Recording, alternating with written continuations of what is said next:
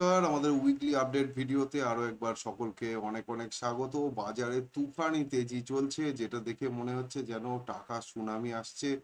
ঠিক যেমনটা আমাদের কথা ছিল কয়েক মাস আগে, ঠিক মনে করে দেখুন বাজারে যখন মার্কাটারি ফল চলছে জানুয়ারি ডিসেম্বর, মানে আগের বছরের ডিসেম্বর, এই বছরের জানুয়ারি ফেব্রুয়ারি, এই সময় কিন্তু আমি একটা কথা আপনাদেরকে বলতাম, বাজারে 4 5 6 মাস ধরে যে কারেকশনটা হবে, 1 মাস বাজার চলার পরে কিন্তু সেই স্মৃতি আপনার মনে থাকবে না।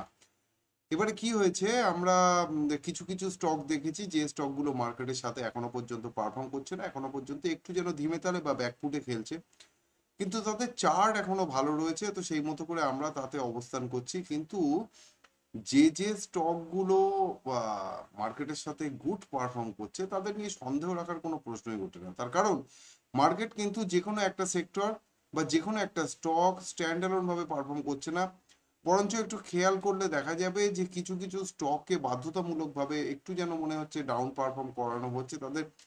তারা কারেকশনটা কমপ্লিট করে ফেললেই কিন্তু তাদের মুভটা শুরু হয়ে যাবে। তাদের প্রাইস কারেকশন বন্ধ রয়েছে, এখনো তাদের প্রাইস কারেকশনে কিছু অংশ বাকি রয়েছে, এবং এই সব কারণের জন্য তাদের কারেকশনটা যেহেতু হচ্ছিল না, তাই তাদের সেই মতো একতরফা মুভ আসছিল না, এবং বাজার যেন একটু হেঁচকি খেতে খেতে চলছিল ইন্ডেক্স লেভেলে। কিন্তু স্টক লেভেলের সিনারিও পুরোটাই আলাদা। স্টকগুলো দুম দাম করে বাড়ছে, দুর্ধর্ষভাবে বাড়ছে, এত সুন্দর বাড়ছে যেন মনেই হচ্ছে না কয়েক মাস আগে পর্যন্ত বাজারে এমন মার্কেটের ডাউন ট্রেন্ড চলছিল। তো যাই হোক, আমাদেরকে কি করতে হবে, আমাদের সময়ের সঙ্গে সঙ্গে মার্কেটকে দেখে, মার্কেটকে অ্যানালাইজ করে, মার্কেটকে ভালোবেসে কাজ করে যেতে হবে। এবং যে কাজটা আমরা করি, আমরা কিন্তু কখনোই নিজেদেরটা চালানোর চেষ্টা করি না। আমরা সবসময় একটা কথা চিন্তা করি যে বাজার আমাদেরকে যা বলতে চাইছে, আমাদেরকে সেই কথাটা শুনে আমাদেরকে বাজারের সাথে সাথে কাজ করতে হবে। নিজেদেরটা চালালে কিন্তু বাজারে ভরাডুবির সম্ভাবনাই সব থেকে বেশি থাকে। তো এই সপ্তাহে তো নানাবিধ ঘটনা ছোট ছোট করে ঘটেছে, কিন্তু যার নিট ফল যেটা এসেছে, এফআইআইস হিউজ পরিমাণে বিক্রি করার পরেও ডিআইআইস এত পরিমাণে মাল তুলছে যে বাজার নামা সম্ভব নয়। এখানে কারো কারো মনে এরকম প্রশ্ন আসতে পারে যে ডিআইএস প্রচুর মাল তুলছে কিন্তু আর কেউ তুলছে না, এফআইএস তুলছে না, তাহলে কি হবে? আরে বাজারটা তো আমাদের নিজস্ব, এফআইএস তুললো কি তুললো না তাতে ঘন্টার মাথা। ওদের যে মাল আছে আছে, আমাদের কি টাকা নেই নাকি? আপনি আপনার বাড়ির চারপাশে কোনো দোকান ধরুন, সেই দোকানটার উন্নতি কি বিদেশ থেকে লোক এসে লগ্নি করার উপর নির্ভর করে বসে থাকেন নাকি? আমরা আমরা সব থেকে বড় ব্যাপার হচ্ছে আমরা ইটালির বাসিন্দা নই, আমরা ভারতের বাসিন্দা। ইটালিতে গত 3 মাসে দেখা যাবে একটা বাচ্চা জন্মিয়েছে, আর আমাদের ভারতে গত 30 সেকেন্ডে 3টে বাচ্চা জন্মিয়েছে। ঠিক আছে, তো আমরা নিজেরাই প্রোডাকশন তৈরি করি, আমরা নিজেরাই কনজিউম করি, সুতরাং আমাদের সঙ্গে ওরকম বিদেশের ওইভাবে তুলনা করলে হবে না। সেই কারণের জন্য বাইরে যতই ডামাডোল চলুক না কেন, শুধু দেশের ভেতরে যদি কোনো পারমাণবিক বোমা না পড়ে, তাহলে আমরা নিজেদের মাল নিজেরা কিনে কেটে খেয়ে বেচে মোটামুটি ভালোই চালাবো। আর তাছাড়াও আমাদের দেশের যে বড় বড় শক্তি আছে, তার মধ্যে একটা বড় শক্তি হচ্ছে লেবার, যাদের মধ্যে একটা অংশ কিন্তু দুবাইতে গিয়ে ছাগল চড়িয়েও, হ্যাঁ, ভারতে যথেষ্ট বিদেশি মুদ্রার সাপ্লাই দেয়।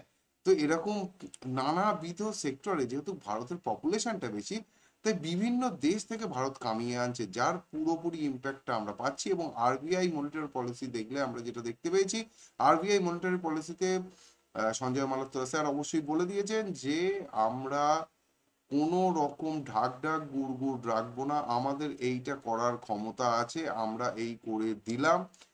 এইটা করার জন্য বাজারে কি হলো, বাজারে লিকুইডিটি ইনজেক্ট হলো, এবং সেটা স্লোলি হলো, ডাইরেক্টলি বালতি করে টাকা ছাপিয়ে টাকা ঢালা হলো না, স্লোলি বাজারে কিছু পয়সা ইনজেক্টেড হলো, যার ইম্প্যাক্ট কিন্তু বাজারকে পড়তে দেবে না। এবার আমাদের যেটা দেখতে হবে, এই সপ্তাহে বাজার কেমন থাকতে চলেছে তার উপরে ডিপেন্ড করছে আমাদের কাজকর্ম। তো এই সপ্তাহে বাজার কেমন থাকতে চলেছে সেটা দেখাবো, তার আগে বিধিবদ্ধ সতর্কীকরণ, শেয়ার বাজারে বিনিয়োগ কিন্তু সম্পূর্ণ বাজারগত ঝুঁকি সাপেক্ষ। আপনার যদি উপযুক্ত মানসিক প্রশিক্ষণ না থাকে, তাহলে শেয়ার বাজার থেকে আপনি প্রফিট করতে পারবেন না, এটাই শেয়ার বাজারের নিয়ম।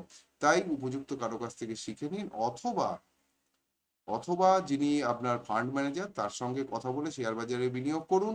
আমার এখানে ভিডিওটা আমি বাজারকে নিয়ে কি ভাবছি এবং আমি কিভাবে কাজ করব সেটা আপনাদের সামনে তুলে দিচ্ছি, এখানে কোনো রকম বাই সেল বা হোল্ড রেকমেন্ডেশন নেই। তো চলুন শুরু করা যাক আজকের ভিডিও। সবার প্রথমেই আমরা নিফটি দাকে দেখতে পাচ্ছি, আরএসআই দেখে তো মনে হচ্ছে নিফটি পুরো টেনে দাঁড়িয়ে রয়েছে, এবং নিফটিতে একটা আপ ট্রেন্ডের চূড়ান্ত সম্ভাবনা এখানে দেখা যাচ্ছে। খুব জবরদস্ত আপট্রেন্ড। এবং এর পরে যে ধাক্কা মারার জায়গাটা সেটা মোটামুটি 25,350 ধরুন। 25,350 পার করার পরে কিন্তু নতুন হাইয়ের আগে বাজার দাঁড়াবে না, এটা প্রথম কথা। দ্বিতীয় কথা হচ্ছে এই যেখানে রয়েছে 25,003 যেটা ক্লোজিং প্রাইস আছে, এখান থেকে একটা জিনিস মাথায় রাখবেন, আগের সপ্তাহে অনেক কিছু বলেছিলাম, নিচে নামলে কি হবে ওপরে উঠলে কি হবে, আগের সপ্তাহে আমি অনেক গল্প করেছিলাম। হ্যাঁ, এই সপ্তাহে কিন্তু উইকলি চার্টের বেসিসে সেই দাগ ধরেই যাতায়াত করছে, অন্য কিছুই হয়নি এখনো পর্যন্ত। যদি বাজারকে ওপরে যেতে হয় তাহলে অবশ্যই অবশ্যই এই দাগকে রেসপেক্ট করতে হবে। বাজারে একটা নিচের দিকে নিফটিতে অন্তত 20 থেকে 50 পয়েন্টের একটা কারেকশন যেখানে শেষ হয়েছে 25,000-এ শেষ হয়েছে, অর্থাৎ 24,950 পর্যন্ত একটা কারেকশনের জায়গা নিফটিতে রয়েছে, কিন্তু সেটাও এই সাদা দাগটাকে কিন্তু কখনোই ভায়োলেট করছে না, যেহেতু এই সাদা দাগটাকে সেটা ভায়োলেট করছে না। সুতরাং আমরা নিফটিতে নিয়ে এই সপ্তাহে যথেষ্ট আশাবাদী আছি, আমি তো যথেষ্ট আশাবাদী আছি। যদি একটু নিচের দিকে এসে ওই 24,950 980 এই লেভেলটা থেকে ঘুরে চলে যায় তাহলে নিফটিতে খুব ভালো একটা স্ট্রেট ফরওয়ার্ড র্যালি হবে। সেটা না হলে কি হবে, সেটা না হলে একটু ঝিমিয়ে ঝিমিয়ে চলবে, ঠিক যেমনটা এখানে ঝিমিয়ে চলেছে। ব্যাংক নিফটিও ততই বছর, ব্যাংক নিফটিও ঝিমিয়ে ঝিমিয়ে চলবে যদি কিনা একটু নিচে আসে। দেখুন একটু যদি নিচে এসে উপরে উঠে যায় তাহলে কি হবে, এরকম একটা ফাটকা র্যালি হবে, এরকম একটা র্যালি হবে।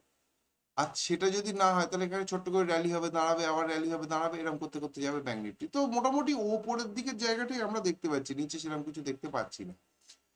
ইউএসডি আইএনআর খুব সুন্দর জায়গায় রয়েছে আপাতত, ওপরের দিকে রেজিস্ট্যান্স যেটা আগের সপ্তাহে বলেছিলাম 86-তে, এবং নিচের দিকে সাপোর্ট আপাতত ভাবে তৈরি হয়ে গেছে 85-তে, 1 টাকার মধ্যে এখানে নাচানাচি করবে, যেদিকে কাটবে সেদিকে সামান্য মুভ হবে।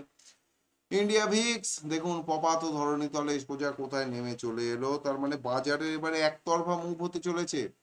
বাজারে একতরফা মুভ হতে চলেছে বলে ইন্ডিয়া ভিক্স কিন্তু 200 ইএম এর নিচে আবার চলে এলো, 200 উইকলি ইএম এর নিচে চলে এসছে ইন্ডিয়া ভিক্স। এটা কিন্তু খুব একটা ছোটখাটো ব্যাপার না, এটা কিন্তু যথেষ্ট বড় ছোট ব্যাপার।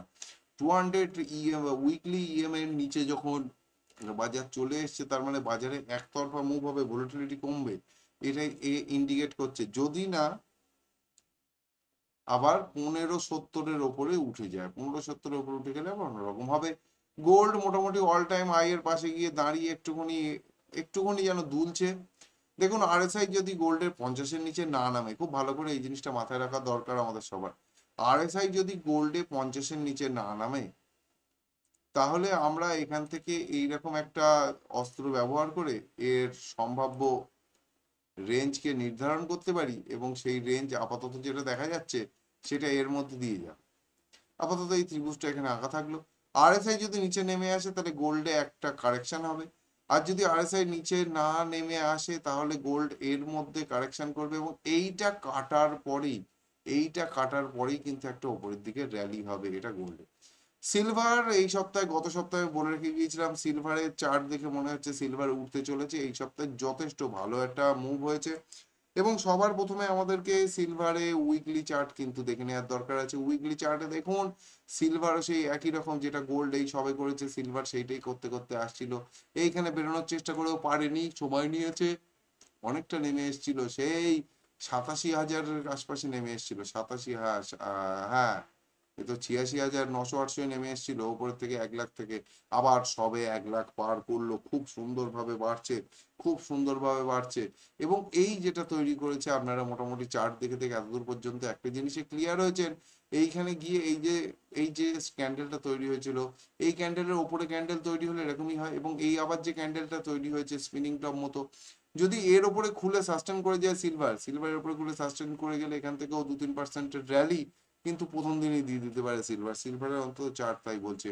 ক্রুড অয়েল নিচের লেভেলে পড়ে থেকে একটা ইনভার্স হেড এন্ড শোল্ডার বানিয়েছে, আগের সপ্তাহের ভিডিও যারা দেখেছিলেন তাদেরকে আমি বলেছিলাম যেখানে আন্ডার কনস্ট্রাকশন রয়েছে, ইনভার্স হেড এন্ড শোল্ডারের কমপ্লিশন আসার পরেই কিন্তু উপরের দিকে মুভ হবে, উপরের দিকে 5,500 ধরে নিন, এবং নিচের দিকে মোটামুটি 4,800 ধরে নিন।